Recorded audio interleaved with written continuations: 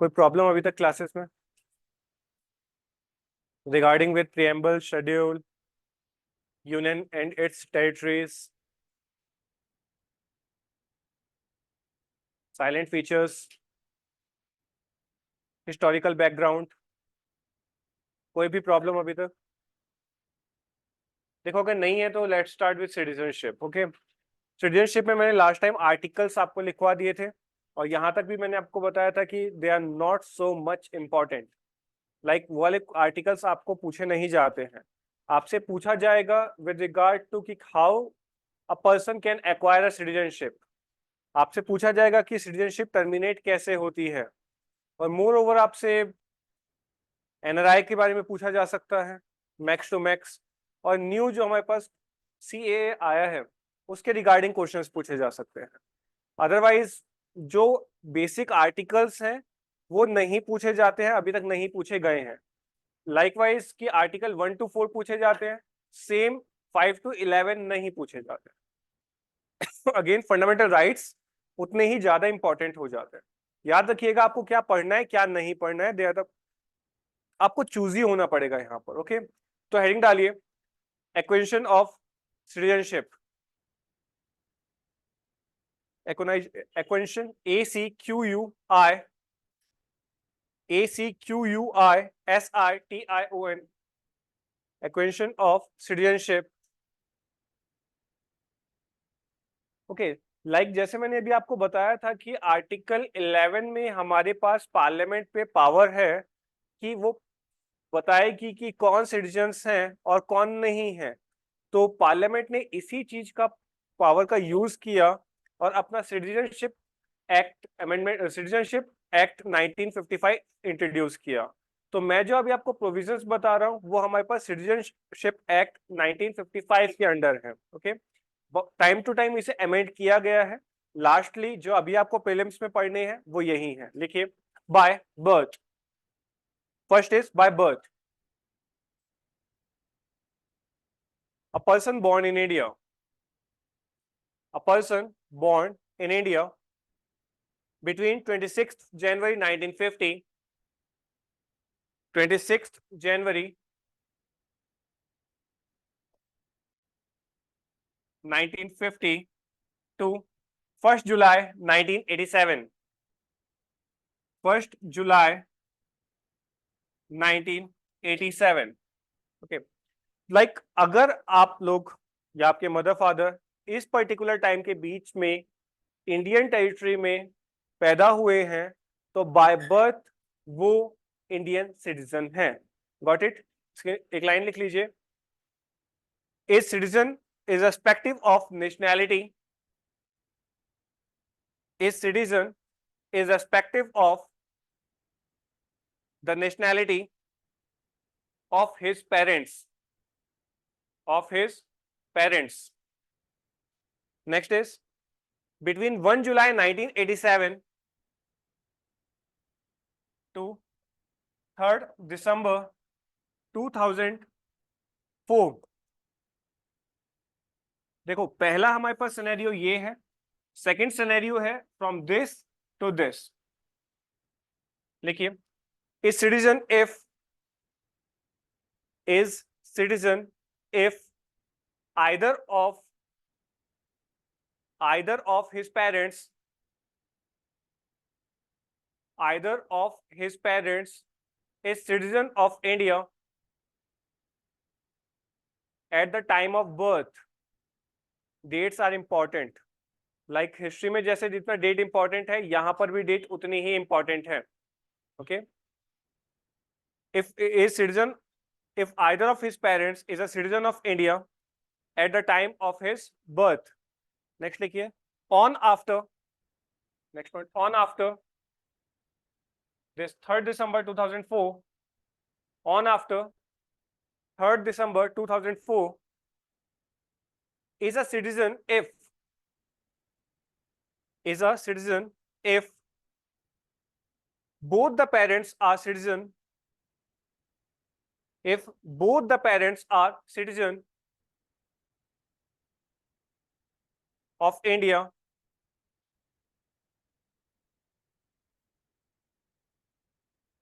और one of the parents is a citizen of India, or one of the parents is citizen of India and other is not an illegal migrant, and other is not a illegal migrant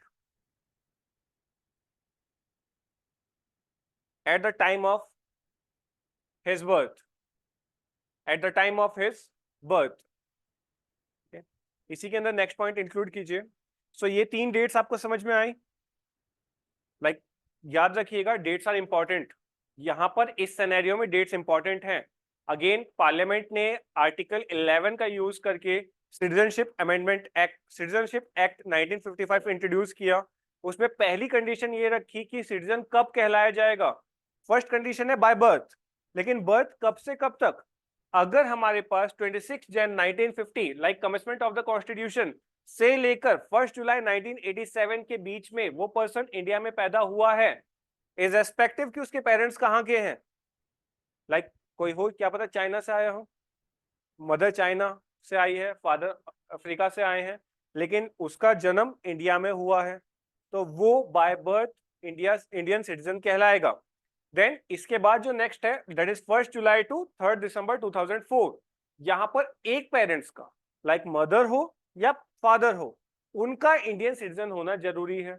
और इसके बाद like 3 दिसंबर 2004 के बाद दोनों parents का या तो इंडियन होना जरूरी है या फिर कोई भी एक पेरेंट्स इंडियन हो और दूसरा पर्सन इलीगल माइग्रेंट ना हो.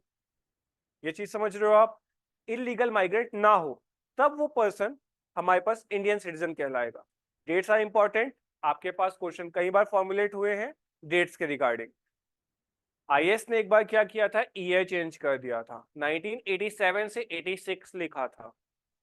हम लोग सिर्फ एक एनालिटिकल अप्रोच के साथ जाते हैं आईएएस के पेपर देने के लिए, और पीसीएस का एक थ्योरेटिकल अप्रोच के साथ. तो बहुतों ने उस चीज को गलत किया था. आप ये गलती मत कीजिएगा. ईयर याद रखिए. डेट्स एज सच इतनी इंपॉर्टेंट नहीं होती है, लेकिन ईयर बहुत इंपॉर्टेंट है आपके लिए. ओके, इसके अंदर एक और पॉइंट ऐड कीजिएगा. A person shall not be citizen of India at the time, a person shall not be a citizen of India at the time of birth, at the time of birth if first point, either of his father or mother, either of his father or mother is a foreign diplomat, is a foreign diplomat, and he is not a citizen of India, and he is not a citizen of India. Next is, इसी के अंदर second point add कीजिएगा. Either of his parents और mother, either of his parents, sorry either of his father और mother is an enemy alien, is an enemy alien, and the birth occurs in a place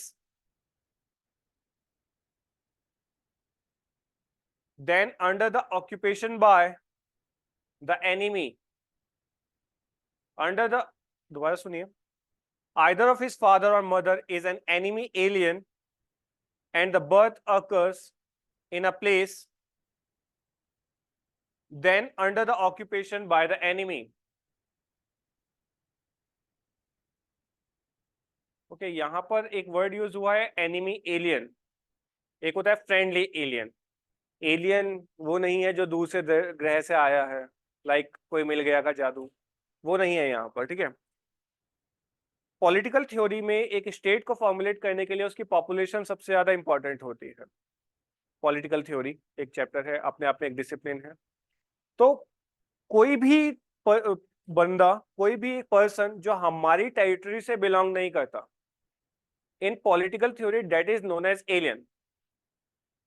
हमारी country जिस भी country के साथ war में indulge है और वो पर्सन हमारी कंट्री में, हमारे जो पार्लियामेंट है उसने उस कंट्री को एनिमी का स्टेटस दिया है, तब उनके जितने भी पर्सन्स हैं, जितने भी उस पर्टिकुलर सिटीजन उस कंट्री के सिटीजन्स हैं, they are termed as enemy aliens. और उसके अलावा सारे नेशंस के जितने भी पर्सन्स हैं, they are known as friendly aliens. याद रहेगी ये बात, तो वहीं पे कहीं लिख लीजिएगा, फ्रेंडली एलियंस होते हैं और एनिमी एलियंस होते हैं। एक और चीज याद रखिएगा, हम पाकिस्तान के साथ कितनी बार भिड़े, ठीक है, हम चाइना के साथ भिड़े हैं, स्टिल हमने किसी भी कंट्री को एनिमी कंट्री का स्टेटस नहीं दिया। दैट सिंपली मीन्स कि हमने किसी भी कंट्री के सिटीजन्स को अभी तक एलियन, एनिमी एलियन नहीं कंसिडर किया, ऑल दो हम उनके साथ वॉर में इंडल्ज थे भी। ठीक है, ये चीज याद रखिएगा।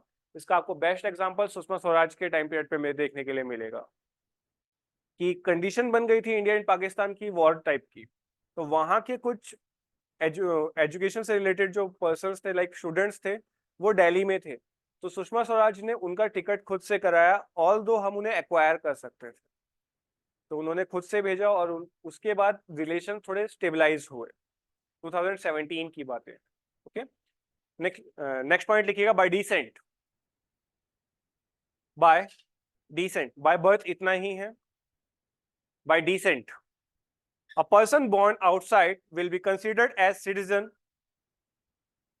A person born outside India will be considered as citizen of India by descent. Considered as citizen of India by descent if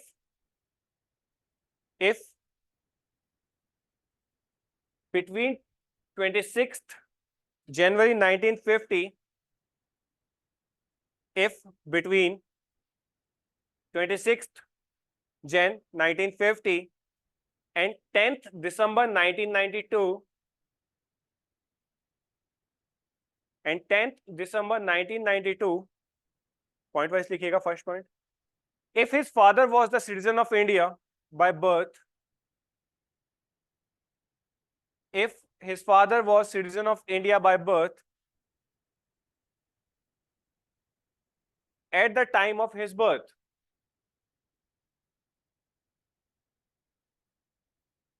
at the time of his birth, done. So यहाँ पर कॉन्सेप्ट याद रखिएगा, यहाँ से father लिखा हुआ है, जो फादर वर्ड है उसको अंडरलाइन कीजिए, क्योंकि क्वेश्चन अगर घुमाने वाला हो, एग्जामिनर घुमाने वाला हो, तो इस पॉइंट में भी आइदर और डाल देगा, आइदर ऑफ पेरेंट्स, तो बहुत ही डीप में जाएगा, तब बनेगा ये वाला क्वेश्चन। पीसीएस नहीं पूछेगा, पीसीएस सिर्फ डेट पे फोकस करेगा आपका, आईएएस पूछ देगा भाई, आईएएस कुछ नहीं छोड़ता, वो तो एक ऐसा वर्ड ढूंढता है जो ज्योग्राफी का दिख रहा हो, एक्चुअली में वो साइंस एंड टेक का हो, उसके ऊपर क्वेश्चन फॉर्मुलेट करता है। समझ रहे हो इस चीज को? तो ये जो मैं आपको बता रहा हूँ कि फादर वर्ड को जो अंडरलाइन किया है, ये सिर्फ आईएएस के क्वेश्चन में आ सकता है। जो डेट्स हैं ये हमारे पास प्रोविंशियल सिविल सर्विस पीसीएस के पेपर्स के लिए रहेगी। नेक्स्ट लिखिए, बिटवीन 10th दिसंबर 1992, बिटवीन नहीं, इसी के सब पार्ट है। फर्स्ट था हमारे पास, फर्स्ट डेट दी थी from the commencement of constitution till 1992। अब हम बात करें till 1992, from 1992 till 3rd December 2004। if either of his parents was citizen of India, if either of his parents was citizen of India by birth at the time of his birth, by birth at the time of his birth, potential question आप लोगों को यहां पर दिख रहा है, ठीक है, लाइक 10th December 1992, ठीक है, then from 10th December 1992 to 3rd December 2003, I think, sorry 2004। So याद रखना ये 26th है, ये जो ऊपर वाली डेट है और ये नीचे वाली, अब दोनों ही कंडीशंस में क्या है कि जो बेबी जो बॉर्न हो रहा है वो आउटसाइड इंडिया बॉर्न हो रहा है, बट यहां पर अगर होगा तो ये जो पर्सन है he should be Indian citizen. और इस कंडीशन में क्या होगा, ये भी हो सकता है और ये भी हो सकती है। तो ये चीज याद रखिए, इस तरीके से फोटो बनाएंगे तो आपको हमेशा के लिए याद रहेगा। यहाँ पर सिर्फ एक एरो जाएगा और यहाँ के लिए इस साइड भी जा सकता है, इस साइड भी जा सकता है, आइदर और। ये पर्सन कब इंडियन कहलाएगा, जब इस डेट से पहले फादर इंडियन सिटीजन होने चाहिए, इस डेट से बाद में either of mother either of father, like both of mother and father भी अगर बाहर है तो उनका पर्सन भी, उनका जो बेबी है वो भी इंडियन सिटीजन कहलाएगा by descent. Got it? Dates are important, again मैं आपको बता दूं, लिखिए ऑन, ऑन और आफ्टर, ऑन, थर्ड पॉइंट है इसके अंदर, ठीक है, ऑन और आफ्टर 3 दिसंबर 2004, 3 दिसंबर 2004, only if the birth is registered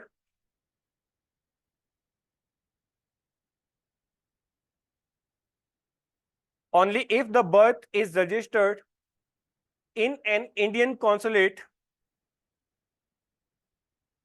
in an Indian consulate, consulate, CONSULATE, consulate, like आप यूके में हैं, आपका बेबी होने वाला है, तो आपको बताना पड़ेगा वहां पर एम्बेसी में जाकर कि भाई मेरा बेबी होने वाला है। अगर नहीं भी बताया तो कोई इतनी बड़ा इशू नहीं है, 18 साल तक वो क्लेम कर सकता है लड़का, लेकिन 18 साल के बाद फिर उसको एक पूरे प्रोसेस के थ्रू जाना पड़ेगा। 18 का हुआ तो वो क्लेम कर देगा कि भाई मेरे पापा इंडियन है, लाइक मेरी मदर इंडियन है, तो मुझे इंडियन सिटीजनशिप दे दीजिए, तो इजीली मिल जाएगी। लेकिन अगर उसने क्लेम नहीं किया, 6 महीने से साल भर हो गया, तो उसके बाद फिर भाई उसको बहुत चक्कर काटने पड़ेंगे। तो अगर आपकी कुछ ऐसी प्लानिंग है तो सोच समझ के कीजिएगा, ठीक है। लाइक पता होना चाहिए ना आपको ये, क्योंकि सिटीजनशिप बहुत बड़ा टॉपिक होता है। आपको नहीं पता कि आपको कितने राइट्स हैं, आपने अभी तक उन चीजों का यूज नहीं किया है। कल की डेट में कोई अफ्रीकन यहाँ पर आ जाए या यूके का कोई पर्सन यहाँ पर आ जाए, अभी आपने रिसेंटली देखा होगा हमारे पास तमिलनाडु में एक नेवी सील का ऑफिसर यूके का, वो पूरा न्यूड घूम रहा था और हमारी तमिलनाडु पुलिस के साथ उसका स्कफल हुआ, अच्छी खासी लड़ाई वड़ाई हुई, तो उसको सिर्फ फॉरेन कॉन्सुलेट की वजह से छोड़ा गया, अदरवाइज उसे धर लिया था हमने। समझो इस चीज को। तो ये पावर होती है जो आपको इजीली दी हुई है, उसके पास नहीं है।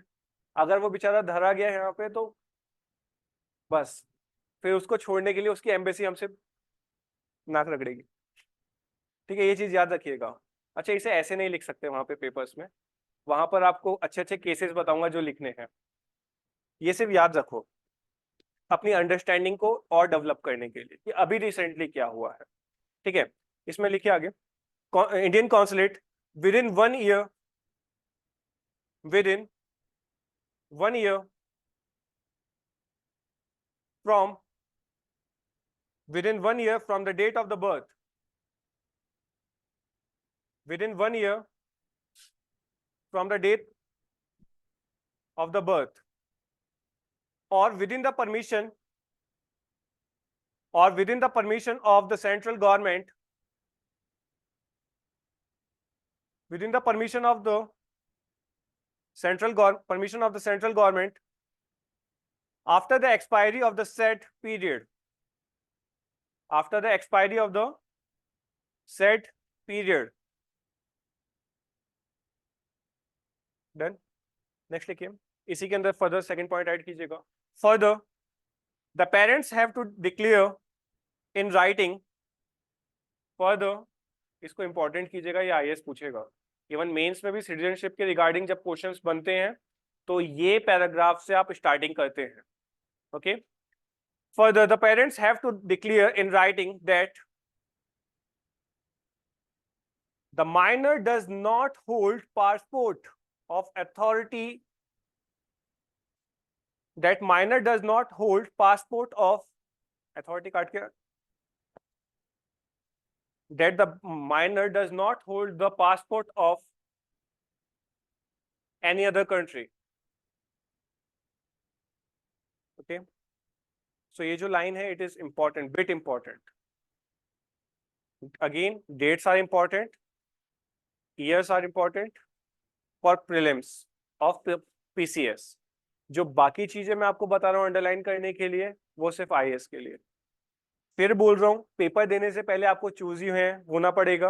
आपको ये पता होना चाहिए कि मुझे इस पेपर के लिए क्या पढ़ के जाना है। पूरी लक्ष्मीकांत IAS के लिए नहीं पढ़ी जाती है, ठीक है ना। आपने खुद अगर किसी ने पढ़ी है तो लास्ट के चैप्टर्स उठाए भी नहीं होंगे।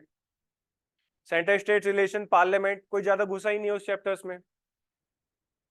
किस कमिटी ने क्या रिकमेंड किया है वो आप लोगों को नहीं पता है, मेजरली नहीं पता है। Like these are the topics for the mains, आपको पहले प्री क्लियर करना है, ठीक है। तो जो मैं आपको बता रहा हूँ अंडरलाइन करते हुए जाइएगा, पेपर में आपको देखने के लिए सेम क्वेश्चंस मिलेंगे। नेक्स्ट लिखिए by registration. By registration,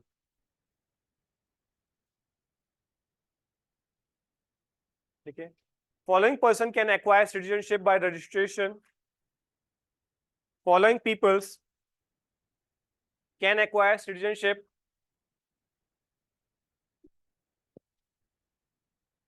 by registration.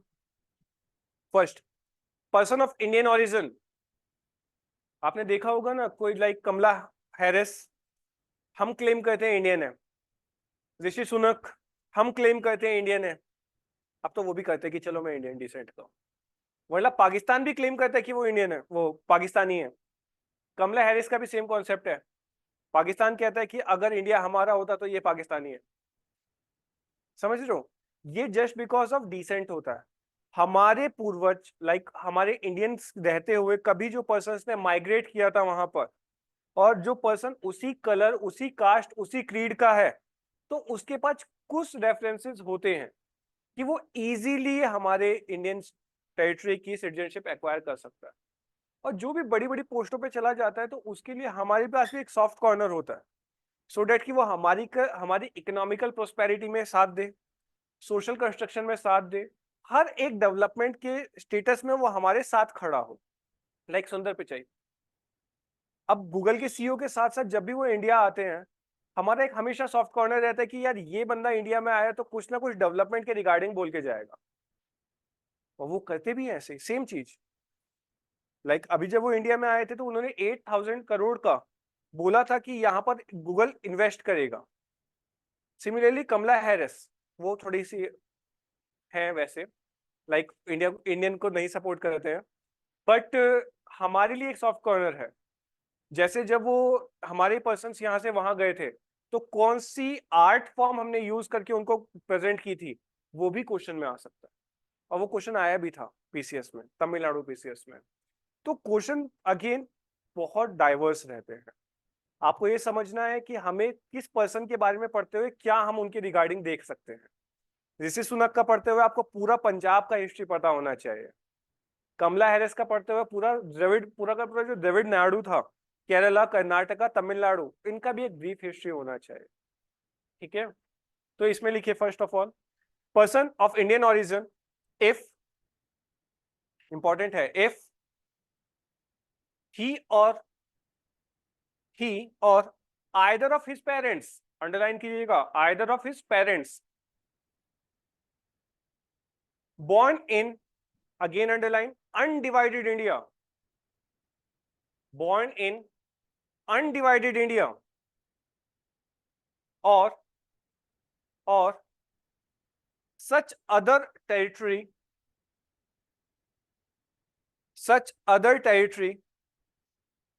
which become the part of India,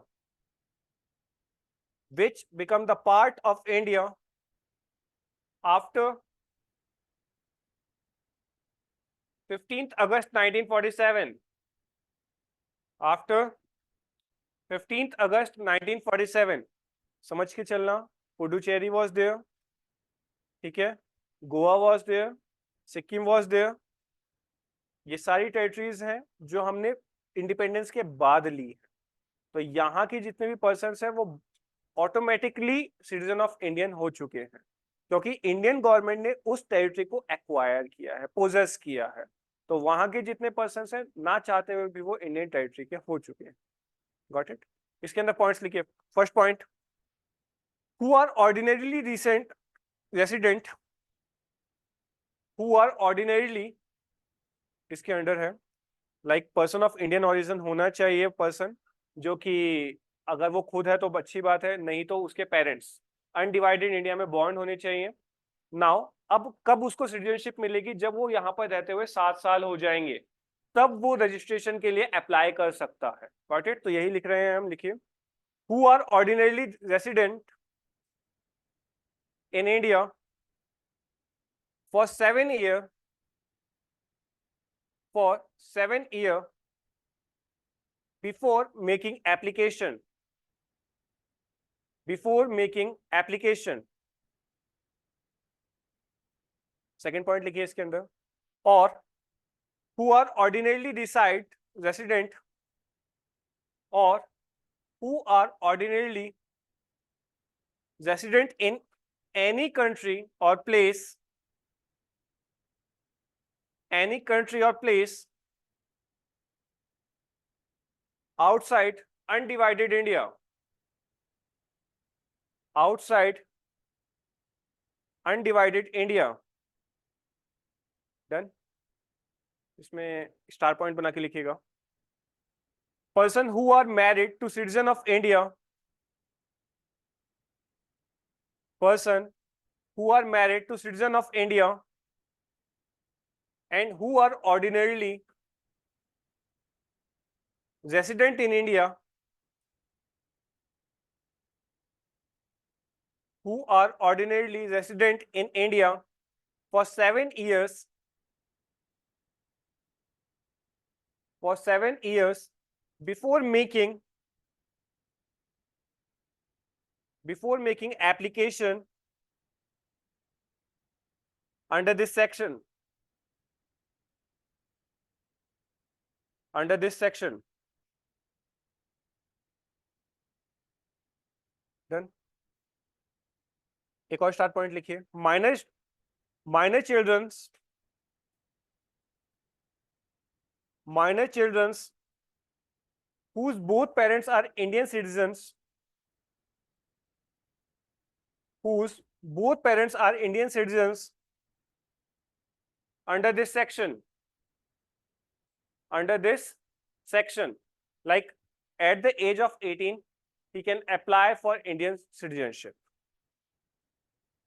like आप और आपका पार्टनर यूके में जाके डिसाइड करता है और वहीं पर बेबी बॉर्न हो रहा है, और वो पर्सन लाइक बेबी भी हमारे पास 18 ईयर्स तक वहीं पर उसका साइंटिफिक डेवलपमेंट हो रहा है, उसका जितना भी नर्चर है, जितना भी डेवलपमेंट का स्टेजेस है उसने यूके में ही देखा है, बट उसको लगता है कि इंडिया में अपॉर्चुनिटीज ज्यादा हैं एज कंपेयर टू यूके, और वो चाहता है कि मैं इंडिया में स्विच कर जाऊं, तो उसके पास 18 साल का होते ही रजिस्ट्रेशन का प्रोसेस होगा और वो इजीली एक्वायर कर सकता है इंडियन सिटीजनशिप। उसके लिए 7 साल का लंबा टाइम पीरियड नहीं होगा, वो नॉर्मली रजिस्ट्रेशन करेगा और वो यहाँ पर इजीली स्विच कर सकता है। याद रहेगा, माइनस का जब तक कोई पासपोर्ट नहीं बन रहा, passport is what? Passport is residing, like आपके पास है कि कहाँ की सिटीजनशिप आपके पास है, तो वो जो चीज है वो इंडिया में आकर एक्वायर करे तो इजीली उसे मिल जाती है, 7 साल का प्रोसेस नहीं होता है उसके लिए। ठीक है, नेक्स्ट पॉइंट लिखिए, person of full age and capacity. यहां पर है फुल एज का मतलब a person acquiring age of 18। Okay, कभी भी आपको पॉलिटिकल टर्म्स में बोला जाए फुल एज, तो 1987 से पहले full age was 21, now it will reduce to 18। 61st constitutional amendment act में आपको लिखवा चुका। ओके, लिखिए, person of full age and capacity, within that first point is whose parents are citizens, whose parents are citizens of India, whose parents are citizen of India। second, इसी के अंदर second point, who or either of his parents,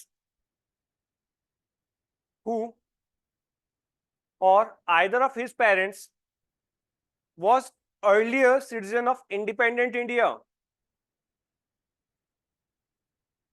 Who or either of his parents was earlier a citizen of independent India. Underline कीजिए independent India. And has been residing in India. And has been residing in India for 1 year immediately before making an application residing in India for 1 year immediately before making an application for registration. Third point लिखिए इसके अंदर. Who has been registered as an overseas citizen of India? Who has been registered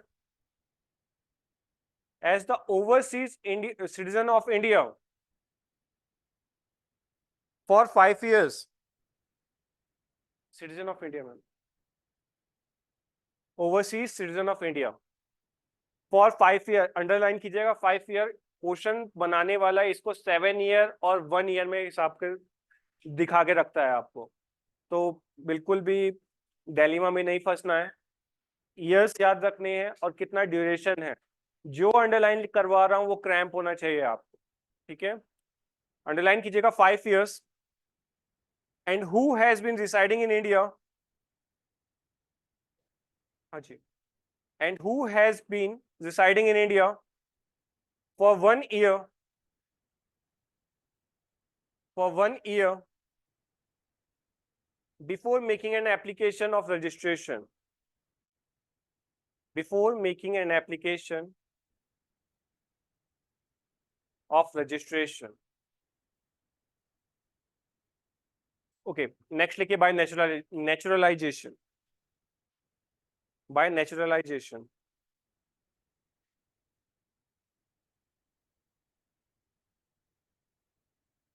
ये आपसे सीधा भी पूछा जाता है कि अगर आप मेंस में जा रहे हो तो लाइक पीसीएस के मेंस में, आईएएस के मेंस में तो ऐसे क्वेश्चंस नहीं बनते हैं. पीसीएस के मेंस में आपके पास क्वेश्चन बन जाता है सिंपली कि सिटीजनशिप अमेंडमेंट एक्ट में जो चीजें अमेंड की गई हैं अर्लियर वो क्या क्या था, और अर्लियर एक पर्सन इंडियन सिटीजनशिप कैसे एक्वायर कर सकता है. तो ये आपको पांचों याद होने चाहिए. लाइक फर्स्ट मैंने आपको लिखवाया बाय बर्थ, सेकंड लिखवाया बाय डिसेंट, थर्ड लिखवाया है बाय रजिस्ट्रेशन, अब चौथे पे हम जा रहे हैं बाय नेचुरलाइजेशन, और लास्ट में जाएंगे हम bye incorporation of territory. Okay, लिखिए bye naturalisation. Natural, NATURAL, natural. ठीक है, फिर याद रखना पीसीएस का मेंस इजी होता है अगर आपकी रटने की कैपेसिटी बहुत हाई है.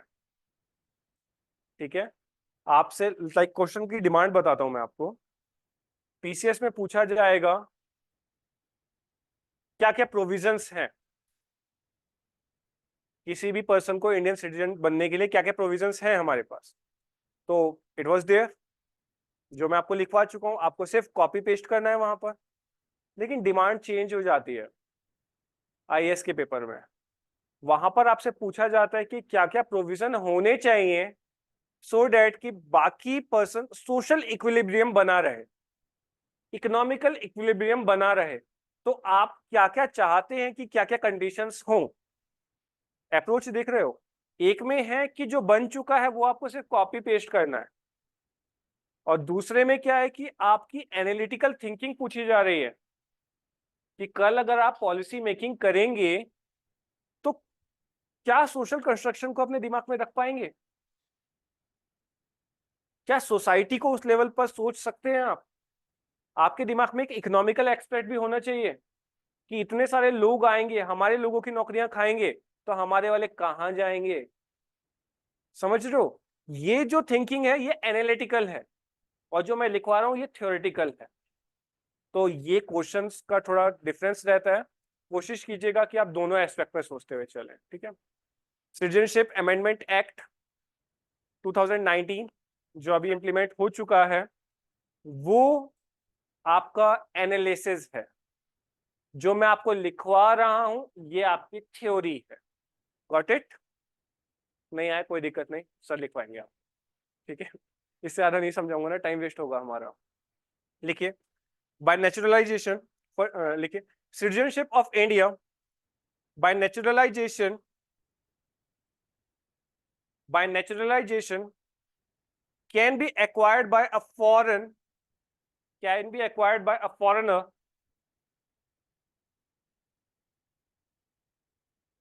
can be acquired by a foreigner। याद रखिएगा यहां जो फॉरेनर वर्ड यूज हुआ है वो किसी इलीगल एमिग्रेंट्स के लिए नहीं है, इमिग्रेंट्स के लिए नहीं है। तो विद इन ब्रैकेट लिख भी लीजिए, क्योंकि कई बार क्वेश्चन खाली फॉरेनर लिख के दे देगा वो आपको, और आपको बोलेगा कौन सा स्टेटमेंट गलत है, तो आपको आंखें बंद करके इस स्टेटमेंट को गलत कर देना है। अनटिल और अनलेस ये नहीं लिखा हुआ है, लिखिए not illegal migrant within bracket, okay, not illegal migrant bracket close, who is ordinarily residing in India, who is ordinarily residing in India for 12 years। कितना लंबा टाइम पीरियड है। अगर आपको नॉर्मल के, अगर आप नहीं चाहते कि मैं रजिस्ट्रेशन करके एक्वायर करूं सिटीजनशिप, तो 12 साल वेट करो। रजिस्ट्रेशन करना है तो 7 साल वेट करो। अगर नॉर्मली बच्चा है तो आप 1 साल के अंडर भी आप यहाँ पर एक्वायर कर सकते हो। आप 18 के हुए तो 19 तक का फाइनल टाइम पीरियड आपके पास है। आप जितना डिले करोगे, लाइक एट लास्ट आपको सिटीजन तो बनना है, बनना कैसे है वो आपके ऊपर। नेचुरलाइजेशन 12 साल का टाइम पीरियड और रजिस्ट्रेशन 7 साल का टाइम पीरियड। रजिस्ट्रेशन में भी 2 प्रोसेस है। माइनर के लिए उसके पास पूरा 1 साल का टाइम रहेगा कि वो कभी भी अप्लाई कर सकता है अगर वो चाहता है तो।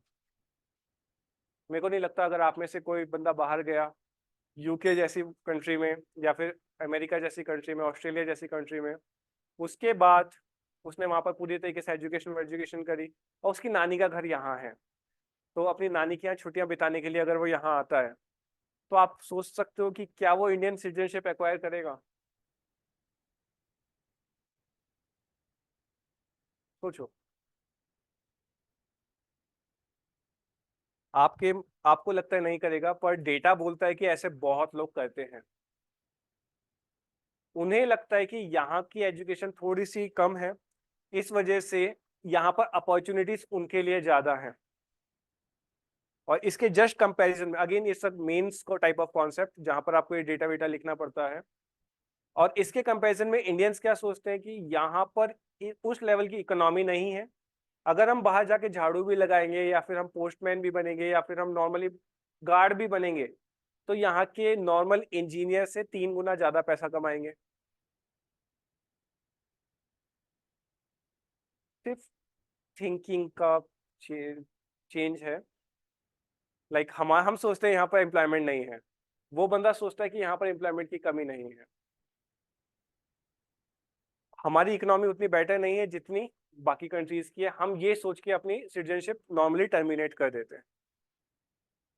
कुछ लोग ऐसे होते हैं जो इंडियन सिटीजन नहीं बनना चाहते जस्ट बिकॉज कि यहाँ की टैक्सेशन पॉलिसी बहुत ऑड एंड इवन है। जितने भी बड़े बड़े आप बिजनेसमैन देखेंगे, कुछ को छोड़ के जिनके दम पे देश चल रहा है, कुछ को छोड़ के, ठीक है, उन्होंने मेजरली या तो अपनी सऊदी अरबी यूएई की हमारे पास सिटीजनशिप ले रखी है। लाइक जितने भी आप ट्रेडर्स देखते हैं उन्होंने मैक्सिमम यूएई की हमारे पास सिटीजनशिप अप्लाई कर रखी है, और इवन वो यूएई के सिटीजन हैं, ऑल दो वो इंडियन स्टॉक मार्केट को रन करते हैं, again just because of taxation.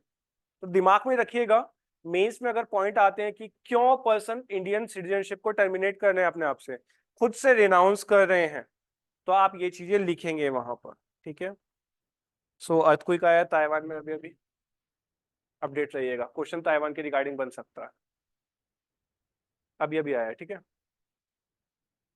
आगे लिखिए इसमें, residing in India for 12 years, 12 years and the other qualifications are, and the other qualifications are like 12 साल से इंडिया में होना तो चाहिए, साथ ही साथ में पॉइंट लिखिए, first point is not be subject or citizen of any other country.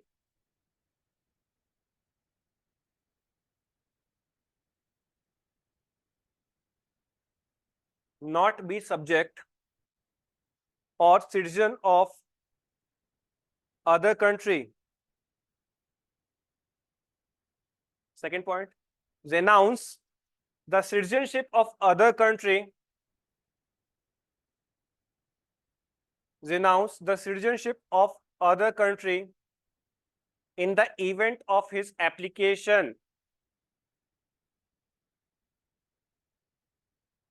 for Indian citizenship being being accepted। Example लिख लीजिएगा, Akshay Kumar, okay, if you want to quote examples, okay, otherwise कोई जरूरी नहीं है। renounce the citizenship of other country in the event of his application for Indian citizenship being accepted। Akshay Kumar का example पता है आप लोगों को? थी पहले इंडियन, फिर कैनेडियन, फिर इंडियन। कंफ्यूज नहीं है? जब उनका करियर खत्म हो रहा था तो उन्होंने कहा कि यार लाइफ में कुछ तो करना है, पैसा आना चाहिए ना, तो उन्होंने कहा चलो वहां चलते हैं। अपॉर्चुनिटीज, अगेन वही चीज, कुछ भी करेंगे तो ज्यादा यहाँ के इंजीनियर से 3 गुना ज्यादा कमाएंगे। और यहाँ के इंजीनियर्स की सबसे जो लो सैलरी मानी जाती है वो 40,000 है। लाइक अगर आपने बीटेक किया है तो टीसीएस आपको 40 पे उठाएगा। लाइक कैश इन हैंड आपको 27-28 पड़ता है, बाकी पता नहीं वो क्या क्या काटते हैं अपने हिसाब से। वो तुम्हें बैग देते हैं, उसका भी पैसा काट लेते हैं। चलो छोड़ो, ये नहीं लिखना है कहीं, ठीक है। थर्ड पॉइंट लिखिए इसमें, he must be of good character, character certificate होना चाहिए। साथ ही साथ again most important fourth point लिखिए इसके under, adequate knowledge of language, adequate knowledge of language specified in English, specified in 8th schedule, specified educate knowledge of language, of a language specified in 8th schedule of the constitution। कोई भी एक language, paper होता है इनका, याद रखिएगा, return वाला भी, कहीं आप सोचो कि ऐसे ही मिल जाती है, पर होता बहुत इजी है। हमारी कंट्री में नहीं है, हर कंट्री में है। हमारी कंट्री में प्रोसेस फिर भी थोड़ा लीनियंट है।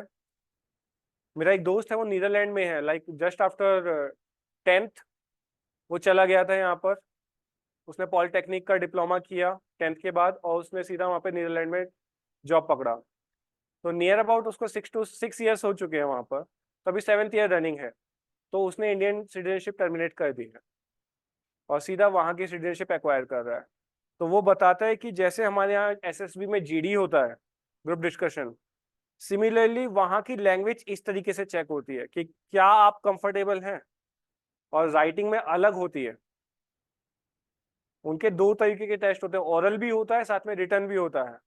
और जिस तरीके से हमारे कॉन्स्टिट्यूशन में है कि गुड कैरेक्टर होना चाहिए, अगर इन 6 साल में कोई भी माइनर केस भी उसके ऊपर हुआ है तो उसको सिटीजनशिप नहीं मिलेगी वहां।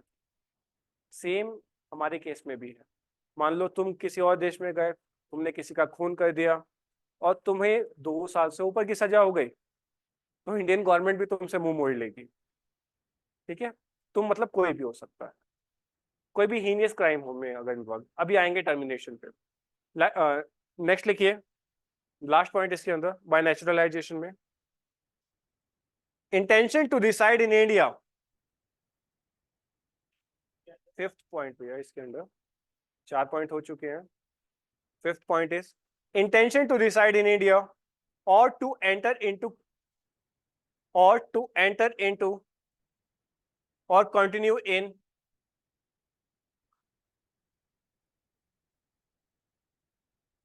or to enter into or continue in ये आपको लैंग्वेज थोड़ी ऑड एंड इवन लग रही होगी, ये सब बैरिस्टर्स की देन है, ठीक है। आई थिंक बैरिस्टर्स पता है, अरे गांधी जी, बिल्कुल बाहर से लॉ करके आते हैं। हाँ ये भी एक तरीके से बोल सकते हो आप, जिन्होंने बार का एग्जाम दिया होता है वहां पर उसको बैरिस्टर बोलते हैं भाई, और सिंपल, वो भी एडवोकेट ही है, बस उन्होंने बार का एग्जाम एक्स्ट्रा दिया है वहां जाकर। तो हमारे कॉन्स्टिट्यूशन बनाने वालों में मेजोरिटी जो थे बैरिस्टर्स थे, एडवोकेट्स थे। और जैसे कि सर ने भी आपको एग्जांपल दिया होगा, आई एफ इफ, इफ का मतलब क्या होता है, यदि। सिंपल है ना, इफ मीन्स यदि। आपसे अगर बोला जाए कि इफ को आप किस तरीके से यूज कर सकते हैं, मैं श्योर हूं कि आप ज्यादा से ज्यादा कितना 50, अगर सेंटेंस में आपको खाली इफ वर्ड यूज करना है, यदि वर्ड यूज करना है, तो आप maximum to maximum 50 different approaches के साथ उसे यूज कर सकते हैं। लेकिन यही सोशल एक्सपेरिमेंट दिल्ली की बार काउंसिल के साथ हुआ। उन्होंने 126 टाइम्स अलग अलग तरीके से इफ वर्ड का यूज किया। ये एक रीजन है कि हमारे कॉन्स्टिट्यूशन की लैंग्वेज इतनी पेचीदा क्यों है, और हर बार कॉन्स्टिट्यूशन को इंटरप्रिटेट करने के लिए सुप्रीम कोर्ट को क्यों आना पड़ता है। ठीक है, ये एक रीजन है। इसीलिए आपको ये थोड़ी सी लैंग्वेज हार्ड लग रही है, क्योंकि ये सिंपल कॉन्स्टिट्यूशन ऑफ इंडिया की लैंग्वेज लिखी है। ओके, तो और टू एंटर इनटू और continue in, comma, service under the government in India, service under the government in India, और अंडर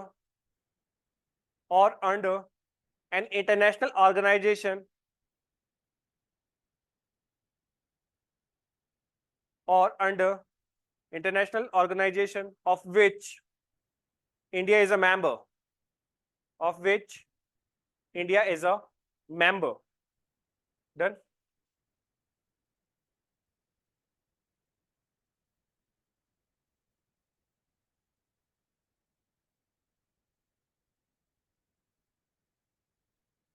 ठीक है, कोई दिक्कत इसमें? ये चीज आपको समझ में आई? एक स्टार पॉइंट याद रखिएगा, मैं लिखवा नहीं रहा हूं। अगर किसी बंदे ने लाइक कोई भी फील्ड में स्पेशलाइज्ड काम किया है, कोई भी स्पेशलाइज्ड काम किया, लाइक कोई नोबेल लॉरेट्स है जिसको नोबेल प्राइज मिला हुआ है, if they want to acquire the citizenship of India, तो गवर्नमेंट ये सारे क्लॉजेस माफ कर देती है उसके, सीधा आओ सिटीजनशिप लो, चलो हो गया काम। क्योंकि हर एक फील्ड में जो स्पेसिफिक साइंटिस्ट होते हैं, हर एक कंट्री उन्हीं के कंट्रीब्यूशन से चल रही है। सिमिलरली हर कंट्री ने, मैक्सिमम कंट्रीज ने यही बोला हुआ है। इंडिया में, इंडिया के मैक्सिमम जो साइंटिस्ट होते हैं वो अपनी सिटीजनशिप टर्मिनेट करते हैं और यूएस पहुंच जाते हैं। आप ये देखिए, चलो एक और बढ़िया आपको फैक्ट बताता हूं। If you clear civil services, ठीक है, अगर आपने सिविल सर्विसेज को क्रैक कर लिया और आप इंडिया में रिसाइड नहीं करना चाहते हो, वैसे तो ऐसा कोई नहीं होता है, बट अगर आप रिसाइड नहीं करना चाहते हो तो आप 3 साल तक फ्री में यूके में रह सकते हो। लाइक वो आपसे क्वेश्चनिंग नहीं करेंगे कि क्या करने आए हो, क्यों आए हो, क्या चाहते हो, किस लिए हो, वो कुछ नहीं पूछेंगे आपसे। 3 साल का ड्यूरेशन, आप जाओ कोई भी काम धंधा वहां कर सकते हो। इतनी मान्यता है सिविल सर्विसेज की। आप बाकी टाइम पे 6 दिन या 5 दिन भी रह के दिखा दो वहां पे, वो आपको धक्के मार के निकाल देंगे, डिपोर्ट कर जिसे कहते हैं। किसी को कहीं घूमने जाना हो ना तो मेरे से टिप्स ले लेना, लाइक इंटरनेशनल ट्रिप करनी हो तो बहुत सस्ते में हो जाएगी। एक साइड का खर्चा लगता है, दूसरी साइड से वो डिपोर्ट कर देते हैं।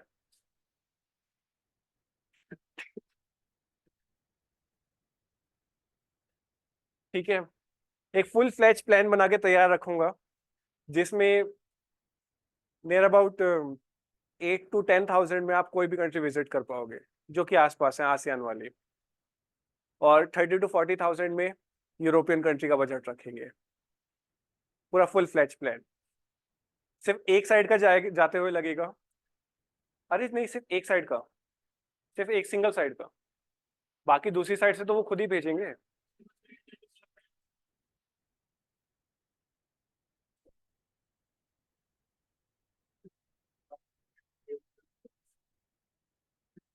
दोबारा जा सकते हैं लेकिन एक पर्टिकुलर टाइम पीरियड तक के लिए आपको बैन किया जाता है। चलो छोड़ो यार ये, अपार्ट फ्रॉम जोक्स, नेक्स्ट लिखिए, बाय इनकॉर्पोरेशन ऑफ टेरिटरी। ठीक है, मैंने आपको बताया ये जितनी भी नेचुरलाइजेशन का प्रोसेस था, अगर कोई इंटेलेक्चुअल पर्सन है तो उसके लिए गवर्नमेंट ऑफ इंडिया टर्मिनेट कर देता है, दैट्स ऑल। नेक्स्ट पॉइंट लिखिए, bye incorporation of territory, bye incorporation of territory. लिखिए फर्स्ट पॉइंट इसके अंदर, if any foreign territory, if any foreign territory become a part of India, become a part of India, the government of India may by orders,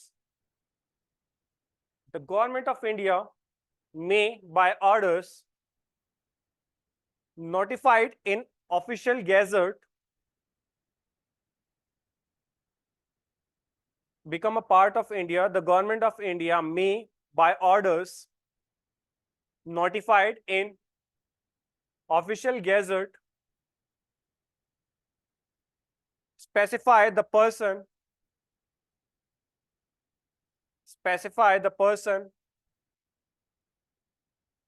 who shall be citizen of India, who shall be citizen of India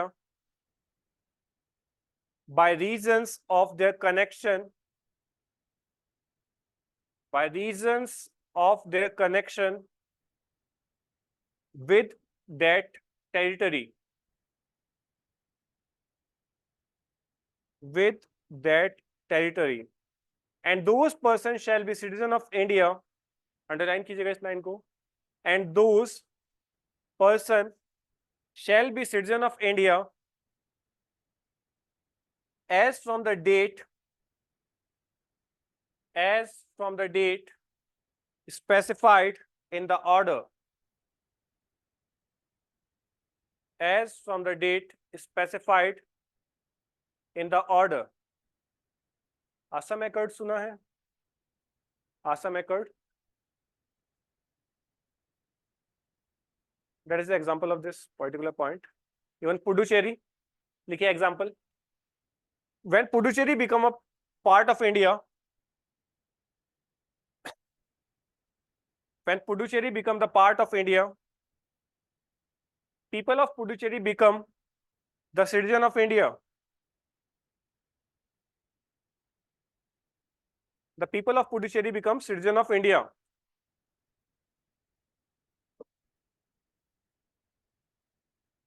हाँ सिक्किम भी है example, लेकिन पुडुचेरी को सबसे पहले acquire किया था ना, मतलब उन्होंने वॉलेंटरीली हमें दे दिया था, इसलिए हमने उसको एग्जाम्पल के रूप में रखा है। बाकी सारे एग्जाम्पल्स काउंटेबल हैं। गोवा भी है हमारे पास, हमने उसे आज़ाद कराया था, ठीक है। सिक्किम भी अगेन हमारे पास रहने वाला है, और जितनी भी टेरिटरीज हैं उन सब के पीपल्स को automatically government of India official notification निकालता है कि इस डेट से ये जो पर्सन्स हैं ये इंडियन सिटीजन्स कहलाएंगे। Now they can apply for UPSC, CSC, now they can apply for their land, like जितने भी एफआरएस फंडामेंटल राइट्स हैं वो भी उसके लिए अप्लाई कर सकते हैं, ठीक है। Peoples of Puducherry become citizen of India under citizenship order 1962, under citizenship order 1962, which was issued under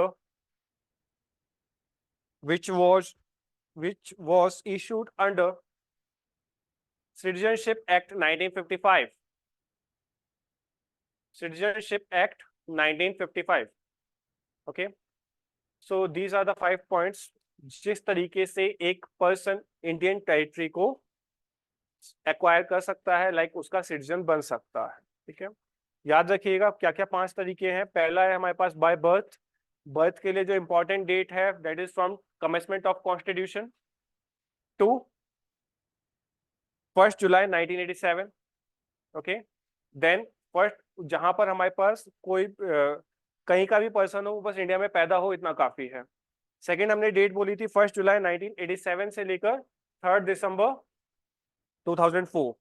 यहाँ पर हमारे पास माँ बाप में से किसी एक का इंडियन होना बहुत जरूरी है. जो थर्ड डेट बोली थी हमारे पास 3 दिसंबर 2004, इसमें दोनों माँ बाप इंडियन होने चाहिए, या फिर अगर एक इंडियन है दूसरा इलीगल इमिग्रेंट नहीं होना चाहिए. Got it. इसके बाद हमने यहीं पे बताया था कि कौन नहीं हो सकता. फॉरेन डिप्लोमेट्स के बच्चे नहीं हो सकते. ठीक है, जो इजीली हमारी सिटीजनशिप रिनाउंस कर रहा है वो भी नहीं हो सकता. इसके बाद डिसेंट की बात हुई थी. डिसेंट में हमने किया था again from the commencement of constitution till 10 दिसंबर 1992. यहाँ पर मैंने आपको अंडरलाइन कराया होगा कि पापा जो है वो इंडियन सिटीजन होने चाहिए. मदर नहीं लिखा है, आइदर नहीं लिखा है, इंपॉर्टेंट है.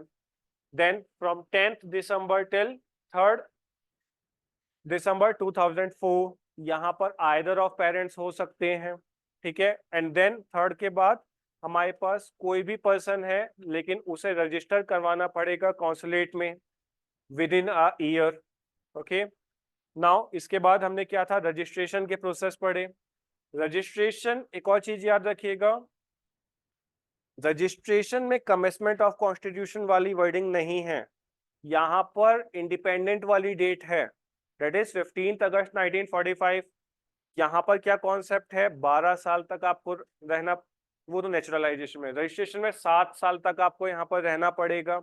उसके बाद आप रजिस्ट्रेशन के लिए अप्लाई कर सकते हो. ओके, देन इसके रजिस्ट्रेशन में ही एक और सब क्लोज ऐड था कि अगर माइनर अपनी फुल एज रिटेन करता है तो विद इन अ ईयर उसे इन्फॉर्म करना पड़ेगा और 1 साल में उसको उसकी सिटीजनशिप मिल जाएगी. नेक्स्ट था नेचुरलाइजेशन. नेचुरलाइजेशन में 12 साल का टाइम पीरियड होगा. साथ ही साथ में वो पर्सन किसी और कंट्री का सिटीजन नहीं होना चाहिए, उसका कैरेक्टर बहुत अच्छा होना चाहिए. अगर वो है तो जिस टाइम उसने रजिस्ट्रेशन का डाला है उस टाइम पर उसने दूसरी कंट्री की सिटीजनशिप रिनाउंस हो जानी चाहिए. देन हमारे 8th शेड्यूल में जितनी भी लैंग्वेजेस हैं उसमें से किसी एक लैंग्वेज के ऊपर उसकी अच्छी खासी पकड़ होनी चाहिए. एंड लास्टली इंडिया में रिसाइड करना चाहिए. अगर वो सर्विस में है तो वो सर्विस में रह सकता है. ठीक है, तो दीज आर द 5 थिंग्स. जितना अच्छे से याद करोगे उतना बेटर. नेक्स्ट लिखिए, loss of citizenship heading. Loss of citizenship, देखो इसमें करंट में बहुत चीजें आ सकती हैं. असम एक्ट भी आप इसमें इंक्लूड कर सकते हैं. सिटीजनशिप अमेंडमेंट एक्ट 2019 भी आप यहाँ पर ही कंपेयर कर सकते हैं, बट मैं उसे लास्ट में कराऊंगा. ठीक है, loss of citizenship. First one is renunciation of citizenship. Renunciation, RENUNCIATION, renunciation of citizenship.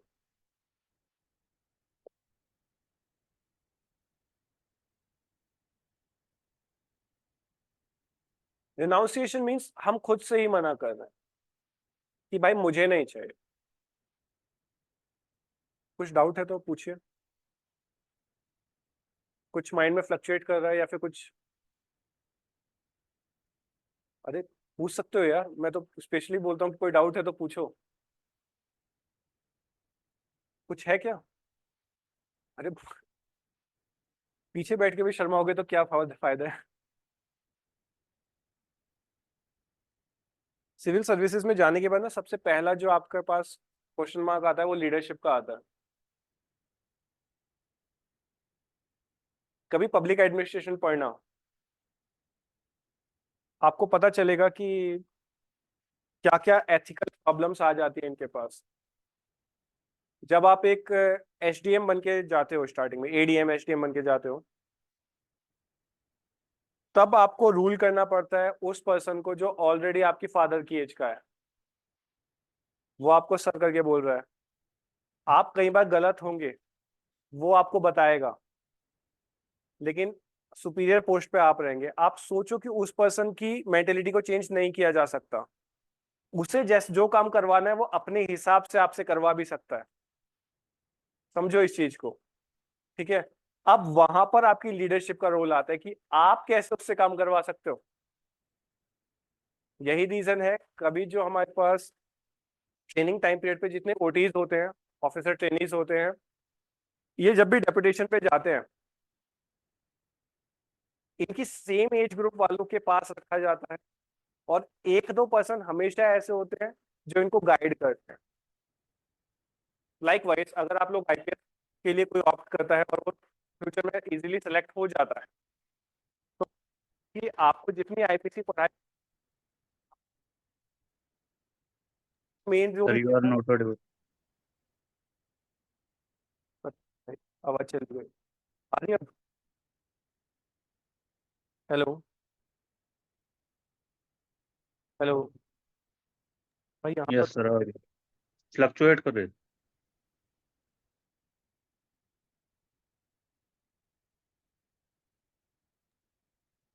Not Audible.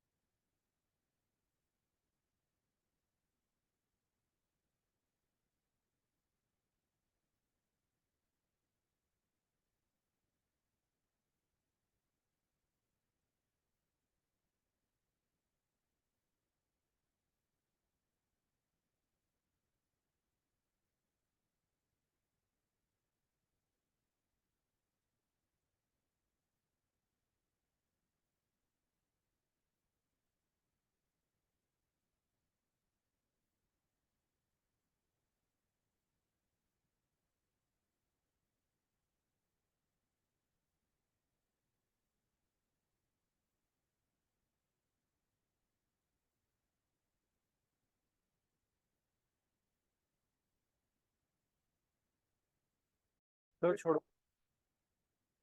तो बस ये चीज याद रखिएगा कि आपको हमेशा कोई ना कोई असिस्ट करने के लिए बड़ा पर्सन मिलेगा।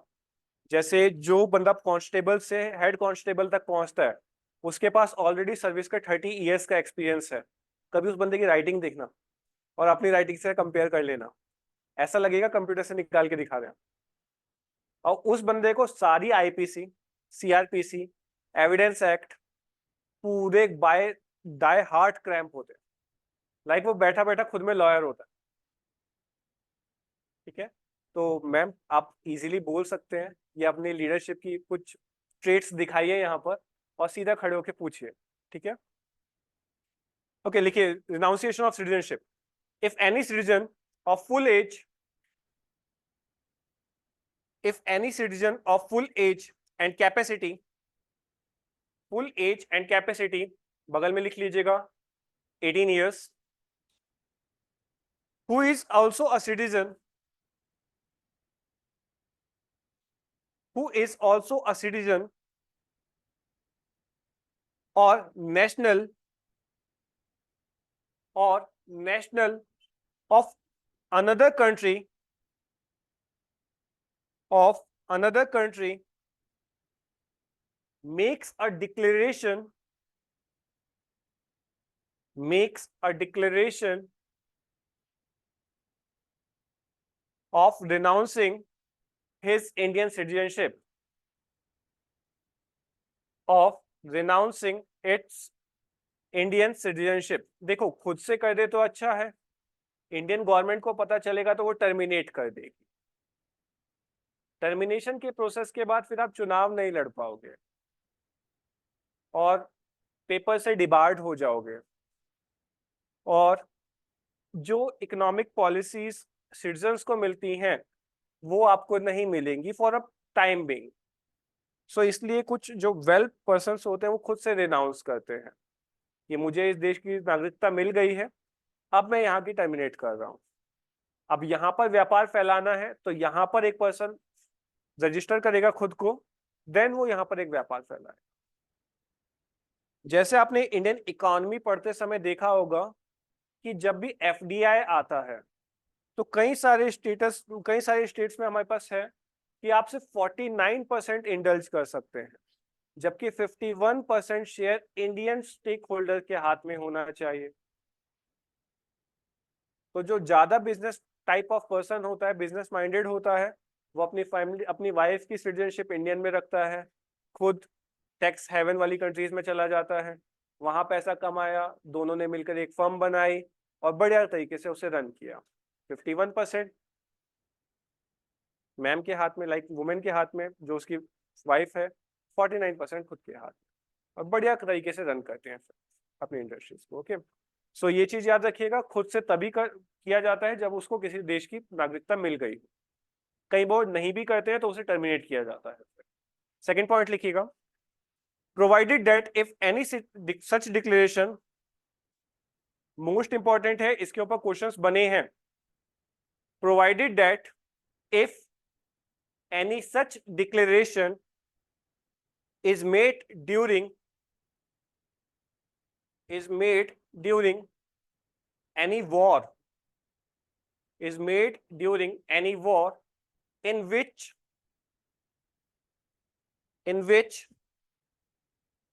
India may be engaged,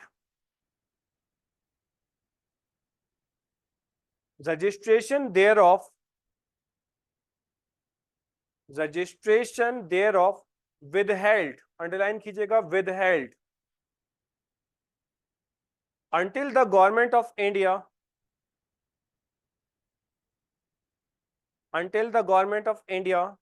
otherwise directed।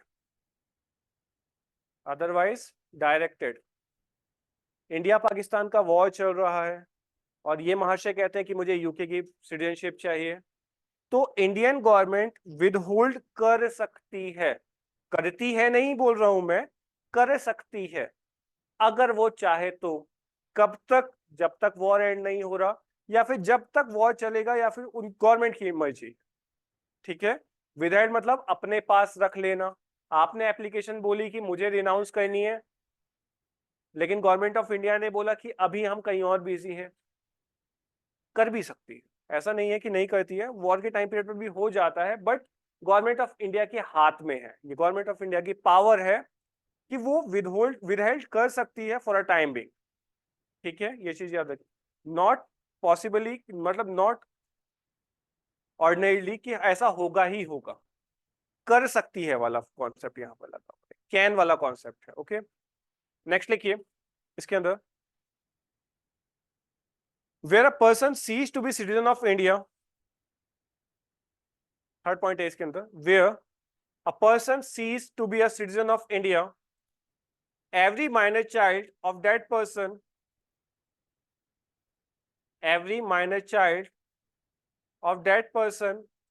shall thereupon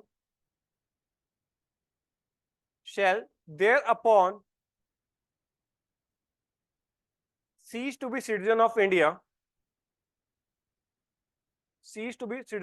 जितना लिखवाया है अंडरलाइन कर दो। ठीक है, cease to be citizen of India, providing that any such child may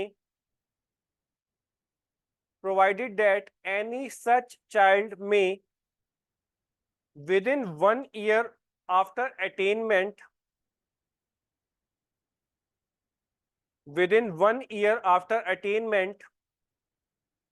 of 18 years of age makes a declaration that he wishes to resume Indian citizenship,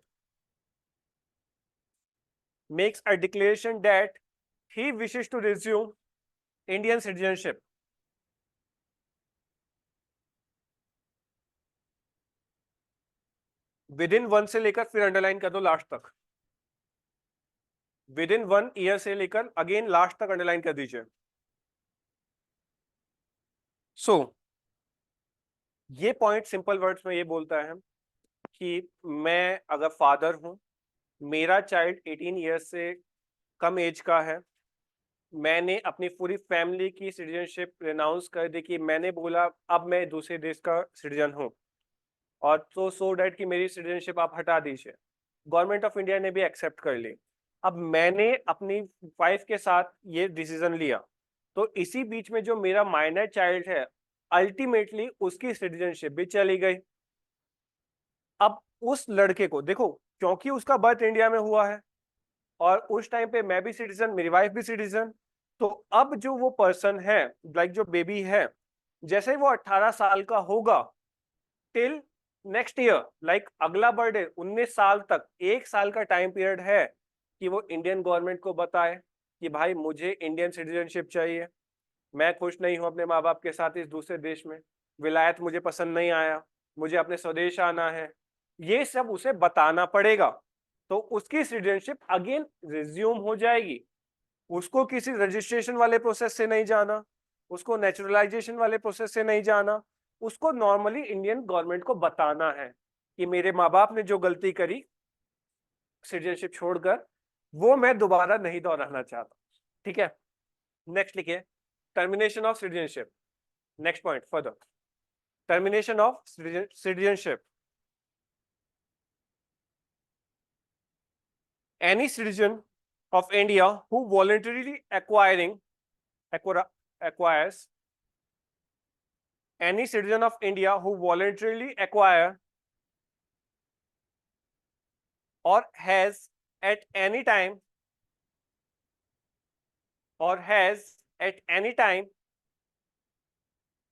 between 20, दोबारा सुनिए, any citizen of India who voluntarily acquires or has at any time between the 26th January 1950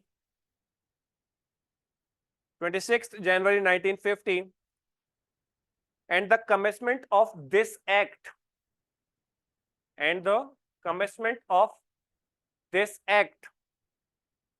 voluntarily acquired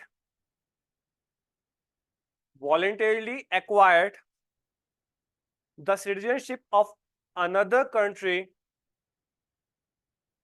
थोड़ा speed में लिखिए अब क्योंकि आज इसे complete करना है। Citizenship of another country ceased to be citizen of India, ceased to be citizen of India. However, again same thing here, however it does not apply during any war, however it does not apply during any war or in which India may be indulged, okay. Next is, इसी के अंदर further लिखिए, the एक्वाइजिशन of another countries passport, underline कीजिएगा इस line को, ठीक है। The एक्वाइजिशन of another countries passport is also deemed under the citizenship rule 1956 is also deemed under citizenship rule 1956 to be voluntarily acquire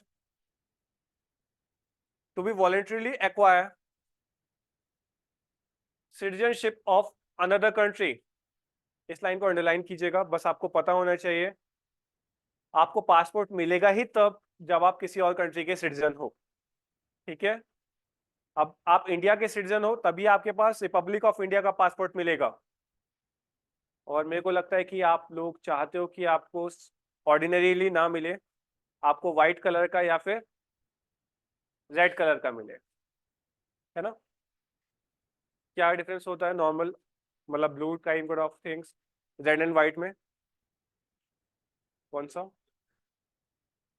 whites वाला होता है जब मान लीजिए आप आईएएस बन गए या आईआरएस बन गए, रेदर देन आईएफएस, कोई भी आप बन गए और आप डेपुटेशन के लिए जा रहे हैं तो व्हाइट पासपोर्ट मिलता है। IFS है तो आपके पास रेड पासपोर्ट होता है, ऑर्डिनरीली है तो आपके पास ब्लू वाला रहता है, ब्लू ब्लैक जो भी नॉर्मली चल रहा है, ठीक है। एक और चीज याद रखिएगा, आपका टाइम ही सब कुछ है। If you have read and white kind of passports, कोई चेकिंग नहीं है, वेट का कोई बार नहीं है आपके ऊपर। लाइक नॉर्मली आप 25 किलो उठा के ले जाते हैं, आप वहां अपनी पूरा का पूरा ट्रक उठा के ले जा लीजिए, आपके ऊपर कोई बार नहीं, चेकिंग वेकिंग भी नहीं होती आप, ठीक है। क्या चेकिंग कभी हुई है ऐसे लोगों की? हुई तो है लेकिन होती नहीं है, ठीक है। पढ़िएगा, मजा आता है।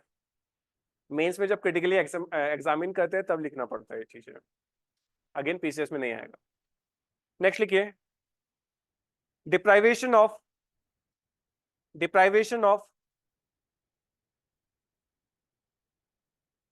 नहीं नहीं, नेक्स्ट पॉइंट है भाई। तीन तरीके से हम सिटीजनशिप को लॉस करते हैं। First one is the renunciation, like मैं खुद से बोल रहा हूँ। सेकंड, टर्मिनेशन, जब गवर्नमेंट ऑफ इंडिया टर्मिनेट कर देगी, भाई मुझे पता चल गया तू दो पक्षा खेल रहा है, कि तू यहाँ का भी सिटीजन बन रहा है, तू वहां का भी बन रहा है, ये गवर्नमेंट ऑफ इंडिया को पता चल गया तो वो टर्मिनेट। अब गवर्नमेंट ऑफ इंडिया कहता है कि तू बन ही नहीं सकता, डिप्राइव, तो उसकी क्या क्या कंडीशन है? अगेन क्वेश्चन डिप्राइव में उठते हैं, ठीक है। If citizens if citizenship by the government, if citizenship obtained by means of fraud, जैसे आप बहुत सारे दल्लों को जानते होंगे जो नॉर्मली बोलते हैं कि आइए हम आपका आधार कार्ड बनवा दें। नॉर्मली हर कोई बंदा जानता है ऐसे पर्सन्स को जो फेक डॉक्यूमेंट्स बनवाते हैं, तो उसे ही तो बोलते हैं बिचौलिया हिंदी में, और जो मैंने लैंग्वेज यूज करी वो आप लोग यूज करते हैं, तो आप इजीली समझ पाए इसलिए, ठीक है।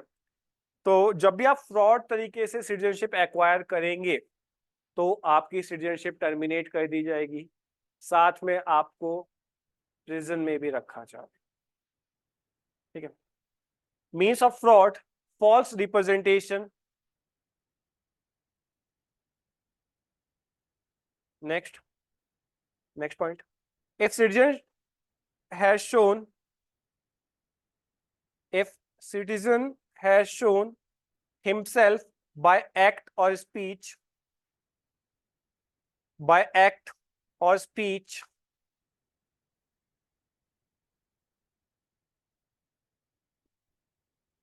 to be disloyal or disaffected towards the Constitution of India, mark this point important, ठीक है। A citizen has shown himself by act or speech to disloyal or disaffected towards the Constitution of India. So मैं ऐसे आपसे पूछ रहा हूं, कभी आपने कॉन्स्टिट्यूशन की ओथ सेरेमनी देखा है? कॉन्स्टिट्यूशन की ओथ सेरेमनी देखी है? यूट्यूब पे जाके देखिएगा। लाइक कोई हिंदुत्व वाला नेता आता है तो कॉन्स्टिट्यूट अपना ओथ लेता है और लास्ट में बोलता है जय श्री राम। कोई सोशलिस्टिक आता है तो वो बोलता है जय भीम। कोई मोमडन आता है तो वो बोलता है खुदा के लिए। लेकिन कोई भी पर्सन अगेंस्ट में नहीं बोलता कॉन्स्टिट्यूशन ऑफ इंडिया के। अगर नॉर्मल पब्लिक स्पीच में भी किसी ने कॉन्स्टिट्यूशन ऑफ इंडिया के खिलाफ कुछ बोला तो समझ जाना उसकी सिटीजनशिप टर्मिनेट होने वाली, और ऐसा हुआ भी है, ठीक है। इंदिरा गांधी के टाइम पीरियड पे बहुत हुआ है ये चीजें, तो उस टाइम पे तो इंडिया की डेफिनेशन ही अलग हो गई थी। आगे नेक्स्ट लिखिए, इसमें ये सेकंड पॉइंट मोस्ट इंपॉर्टेंट है। थर्ड पॉइंट लिखिए, if citizen has, again third point important है, कभी एसएसपी में जाओगे तो ये पॉइंट याद रखिएगा। If citizen has during the war, if citizen has, comma, during the war in which India may be engaged in which India may be engaged unlawfully traded, underline कीजिए, unlawfully or unlawfully traded or communicated with an enemy or been engaged in any business, ये पूरा underline कीजिएगा, or been engaged in any business to assist any enemy,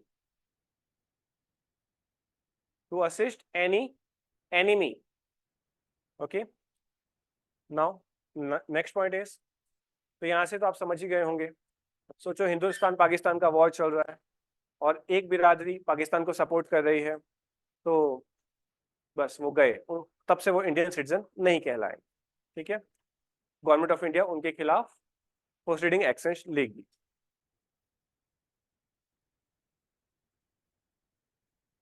याद रखिएगा यहां पर जो मैंने आपको वर्ड यूज किया था कॉन्स्टिट्यूशन ऑफ इंडिया, तो कॉन्स्टिट्यूशन ऑफ इंडिया बहुत ही वास्ट सब्जेक्ट है.